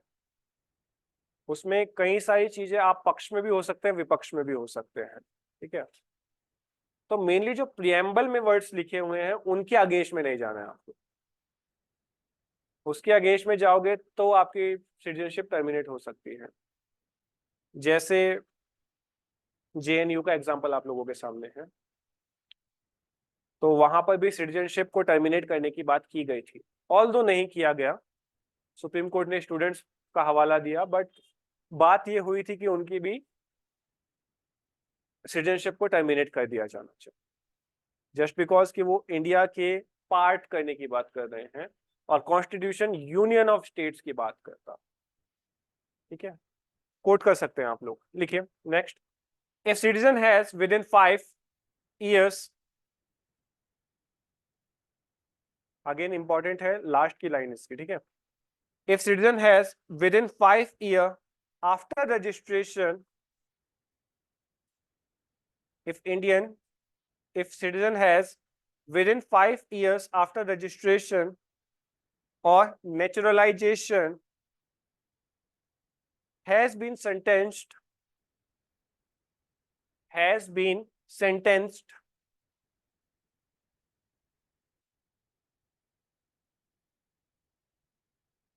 in any other country to imprisonment, has been sentenced in any other country to imprisonment for a term, underline कीजिएगा, for a term not less than 2 years, for a term not less than 2 years.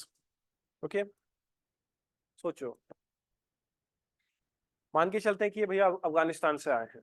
ठीक है, ये बहुत ही early ages में अफगानिस्तान से आ गए, like 19 की उम्र में ही अफगानिस्तान से आ गए. इन्हें पता नहीं था सिटीजनशिप कैसे लेनी है, वरना ये 7 साल बाद रजिस्ट्रेशन के प्रोसेस से ले सकते थे. लेकिन इन्हें 7 साल बाद पता चला, तो इन्होंने कहा चलो 5 साल और सही, हम नॉर्मल नेचुरलाइजेशन के प्रोसेस से ले लेंगे. तो इन्होंने 12 साल वेट किया, नेचुरलाइजेशन के प्रोसेस से इन्हें सिटीजनशिप ली. अब इंडिया में इन्हें लगा कि जॉब की अपॉर्चुनिटीज बहुत कम है, तो क्यों ना एक काम किया जाए, अफगानिस्तान चलते हैं और गोल्डन सेरल, लाइक आपको पता होगा, जहां पर लाइक इंडिया का अगर मैप बनाओगे तो अफगानिस्तान, पाकिस्तान और इराक, ये पूरी गोल्डन सेरल में आती है. सेरल मतलब जो चांद का वाला टुकड़ा होता है. तो वो वहां पर पूरी तरीके से आप तंबाकू लगाते हो, ड्रग्स लेते हो, पूरी तरीके से वहां से आप ये ड्रग्स टाइप मटेरियल इंडिया में डाल सकते हो, और होता भी यही है. तो इन्होंने बिजनेस किया, चलो अफगानिस्तान चलते हैं, वहां से ड्रग्स उठा के लाएंगे. इंडियन गवर्नमेंट को नहीं पता चला, ये यहाँ से वीजा लिया, पासपोर्ट लिया, पहुंच गए अफगानिस्तान. वहां पर ये ट्रेड कर रहे हैं ड्रग्स के साथ, और वहां की गवर्नमेंट ने इन्हें पकड़ लिया. अब तो तालिबान है, अब तो सीधा गोलियां चलती हैं. पुरानी गवर्नमेंट ने उनको पकड़ लिया और इनको सजा हो गई 2 साल 6 महीने. तो इंडियन गवर्नमेंट कहेगी कि नहीं भैया हम नहीं जानते इन्हें। समझ रहे हो कि लाइक अभी तक ये इंडियन सिटीजन था, लेकिन अब हमने डिनाउंस कर दिया कि हम नहीं मानते कि ये इंडियन सिटीजन है, अब आपके देश में है, आपकी कस्टडी में है, आप रखो, हमारे से इसका कोई ताल्लुक नहीं है। समझ रहे हो कि 2 साल से ऊपर की सजा अगर किसी को भी दूसरी कंट्री में हो गई तो वो इंडियन सिटीजन नहीं रहेगा मोर। अच्छा, व्हाट इफ कि अगर वो इंडियन सिटीजन था, मतलब लाइक उसने नेचुरलाइजेशन से नहीं लिया, ना ही उसने रजिस्ट्रेशन से लिया, तब इम्प्रीजमेंट का टाइम पीरियड बढ़ जाता है। ठीक है, और कुछ नहीं। 2 साल से कम है तो भैया इंडियन सिटीजन रहेगा। मान के चलो 1.5 साल की सजा हुई थी, 1.5 साल बाद वो इंडिया में वापस आ गया, तो इंडियन गवर्नमेंट ने मान लिया कि चल देर आए दुरुस्त आए, सुबह का बोला शाम को वापस आ गया। ठीक है, तो इसीलिए हमने उसे सिर्फ बोला बोला लाइक इंडियन सिटीजन। ठीक है, लास्ट पॉइंट लिखिए। If citizen has been ordinarily residing out of India, important है ये भी, if citizen has been ordinarily residing out of India for continuous period of 7 years, underline कीजिएगा, continuous period of 7 years, तो तब भी government of India क्या करती है, उसे डिप्राइव कर देती है सिटीजनशिप से। याद रखिएगा ये जो 7 साल हमने बोले हैं, इसमें फॉरेन डिप्लोमेट्स नहीं आएंगे, इसमें स्टूडेंट्स नहीं आएंगे, इसमें वो प्रैक्टिशनर्स नहीं आएंगे जो हमसे वीजा लेकर गए हैं और इंडिया में आते रहते हैं, उन पर्सन्स को आपको रिमूव कर देना है। Got it? So it's all about the deprivation of the citizenship by the government.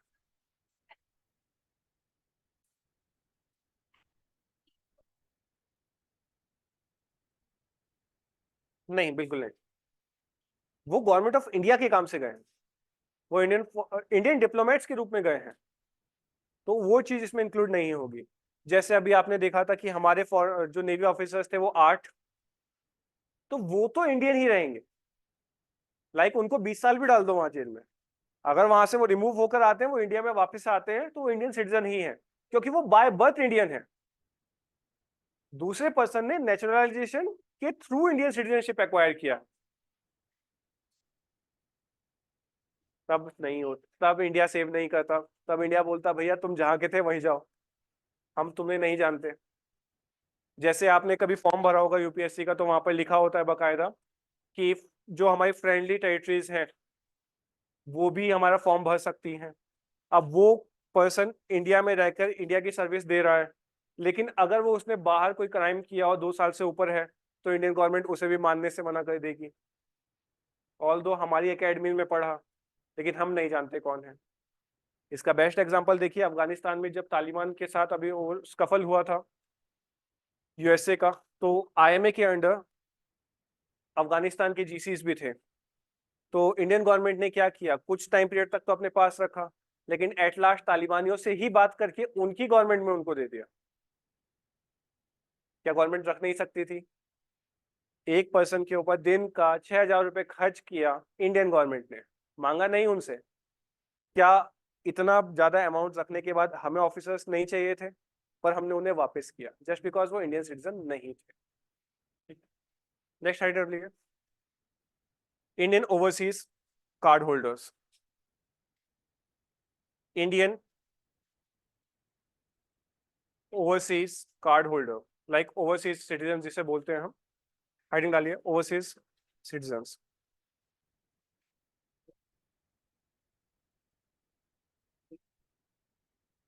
हाँ यार, देख कंटिन्यूसली रहना पड़ता है, लाइक नॉट लाइक कि तुम 7 साल तक रहोगे ही रहोगे। अगर कोई काम आ गया तो वहां पर अपना जा रहे हो, उसके लिए वापस आ रहे हो, डिसाइड कर रहे हो, लाइक आपका 7 साल का बिजली का बिल हो, इनफ। अब फेक भी हो सकता है, लेकिन अगर फ्रॉड में पकड़े गए तब टर्मिनेट हो जाओगे, वही डोमिसाइल वाली कंडीशंस। देखिए, following categories of persons are eligible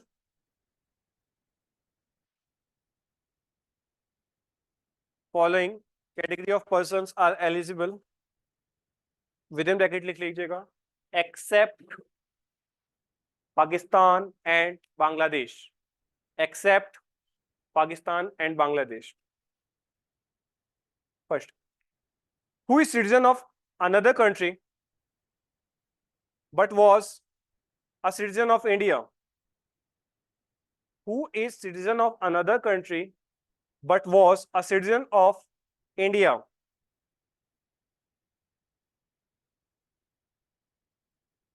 At the time or after the time of commencement of Constitution? At the time or after the time of commencement of Constitution? Second point, who is citizen of another country but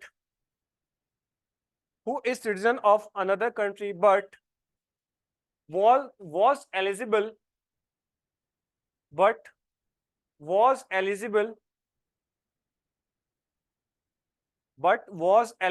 to become the citizen of India, but was eligible to become citizen of India at the time of commencement of Constitution?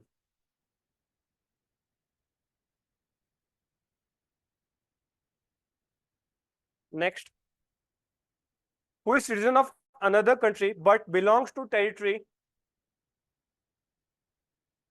Who is citizen of another country but belongs to territory that become part of India? Underline कीजिएगा इस line को, ठीक है? That become part of India,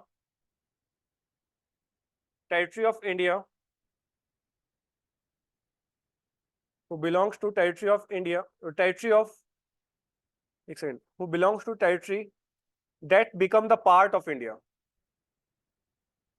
that become the part of India after 15th August 1947. इस line को underline कीजिएगा. And last one, who is child or grandchild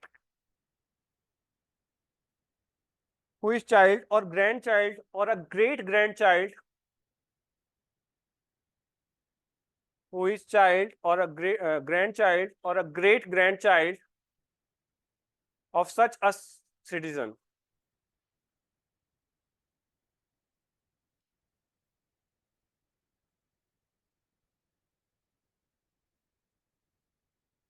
देखो, जब एनक्लेव्स लिए गए थे और दिए गए थे तो बेरोबरी केस में हमारे पास बोला गया था जो जहां पर रिसाइड कर रहा है वो वहां का सिटीजन कहलाएगा. आपके पास वहां पर भी ऑप्शन दिया गया था कि आप अगर वापस आना चाहते हैं तो आ सकते हैं. उसके बाद असम एकॉर्ड हुआ तो असम एकॉर्ड में बोला कि जो लोग उसके बाद वापस आ गए हैं तो उनके लिए आई थिंक जुलाई 1986 और 87 वाज द डेट. ओके, तो उस डेट से आपको सिटीजन कंसिडर किया जाएगा.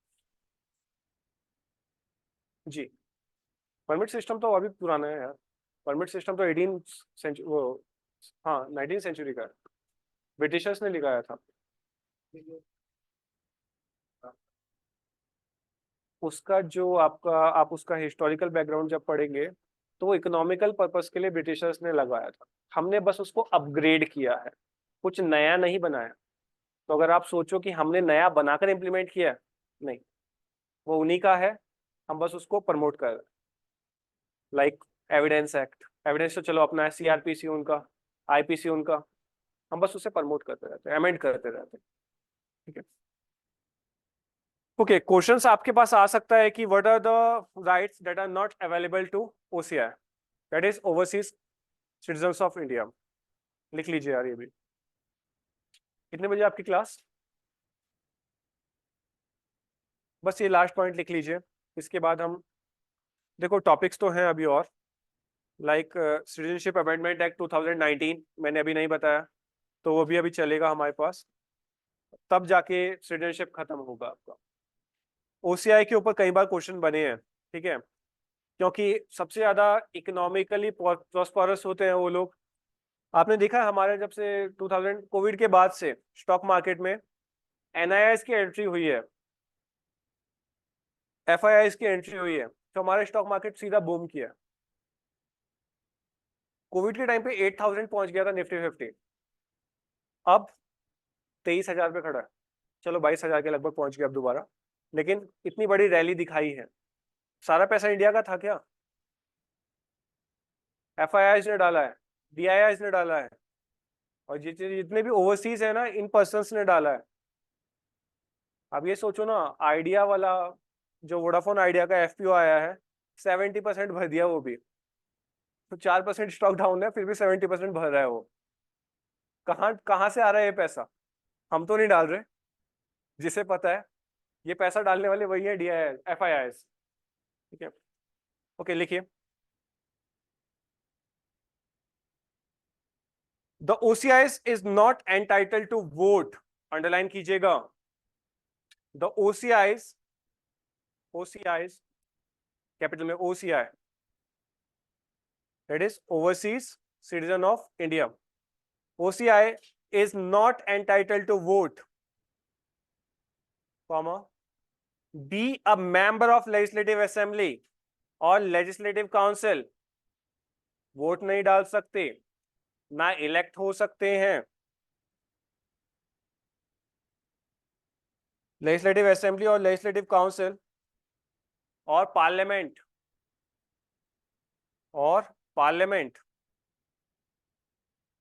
नेक्स्ट लिखिए, can not hold constitutional post, can not hold constitutional post like president, vice president, जज of supreme court, high court, president, vice president, जज of supreme court, high court, and he oblique she cannot normally hold employment in government,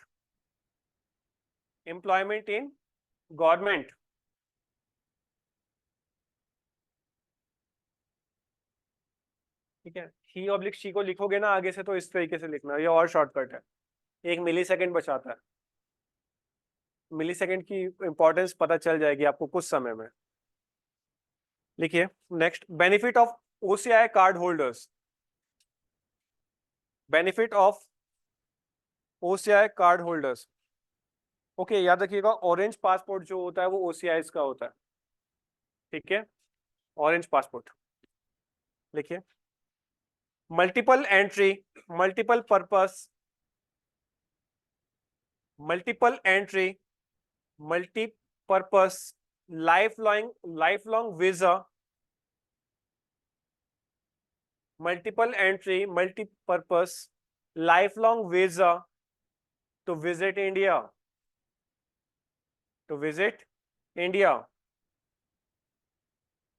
exemption from reporting to police authorities for any length of stay in India,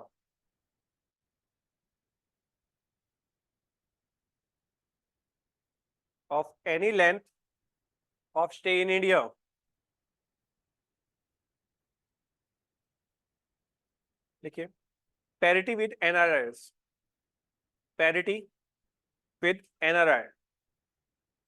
लिख लो यार, थोड़ा सा बचा है। in financial economics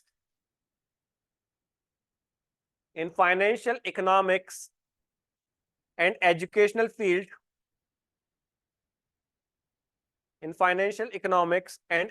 field, except in acquisition of agriculture, except in acquisition of agriculture and plantation properties. Next, in the matter of inter-country adoption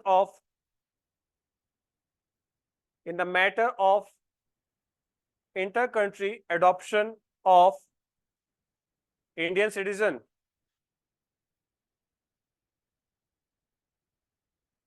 fees भी नहीं देनी।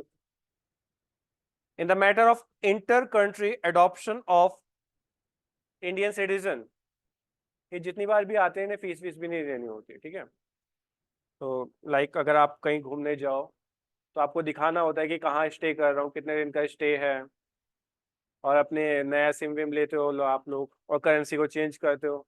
इनके पास इतना बार नहीं है इनके ऊपर कि आपको सब कुछ करना है। आप आओ, अपना पासपोर्ट दिखाओ, ऑरेंज कलर का है, डेट्स ऑल, आप जाओ। बाकी कोई आएगा तो हम भी पूछते हैं भैया कहाँ रहने आए हो, कितने दिन में जाओगे। हम नोट करते हैं कि भाई ये बंदा आया है, इतने दिनों में जाएगा, यहाँ स्टे कर रहा है। अगर इसके बियॉन्ड जाएगा ये बंदा, अभी तक वापस नहीं गया, तो हम अपनी पुलिस को बोलते हैं देखो भाई कहाँ है, कहाँ रह गया, इसे उठाओ, वापस भेजना है, हमारी कंट्री के रिसोर्सेज यूज कर रहा है, इस वजह से, ठीक है। तो इनके साथ ऐसी कोई भी चीज बार नहीं होता है। आगे लिखिए। इन pursuance the following professional in India, in pursuing, pursuance नहीं लिखिएगा, परसुइंग लिखिएगा। इन pursuing the following profession in India, अगर ऑरेंज कलर का कार्ड है तो आप इंडिया में आकर ये करियर भी परस्यू कर सकते हैं, like doctor. In pursuing the following profession in India, अगर आपके पास ऑरेंज कलर का कार्ड है और आप इंडिया में आकर कुछ करना चाहते हैं पर्टिकुलर फील्ड में, तो क्या क्या कर सकते हैं वो लिख बखवा रहा हूं मैं आपको। आप डॉक्टर बन सकते हैं, मतलब अगर आपके पास डॉक्टर की डिग्री है तो यहाँ पर अपना क्लिनिक खोल सकते हैं। Second is dentist, third is nurses and pharmacist, pharmacist, advocates, architects and charter accountant, अब ये मत सोचिएगा कि बाहर से बंदा आए ऑरेंज पासपोर्ट पे और वो सिविल सर्विसेज का पेपर भर दे, नहीं होगा ऐसा। वो एनडीए सीडीएस भर दे, वो कोई पीसीएस का पेपर दे दे, नहीं, ऐसा नहीं है। वो सिर्फ यही प्रोफेशंस को अडॉप्ट कर सकता है, उसके अलावा नहीं। आगे लिखिए। टू अपीयर फॉर, इंपॉर्टेंट है, मोस्ट इंपॉर्टेंट वर्ड है क्योंकि सुप्रीम कोर्ट की गाइडलाइन से इंडल्ज हुआ है, ओरिजिनल में नहीं था। To appear for the all India pre medical test, all India pre medical test और such other test to make them eligible for admission. CSC वाला यूपीएससी वाले कंडक्ट नहीं होंगे, ठीक है। All India pre medical test और such other test to make them eligible for admission.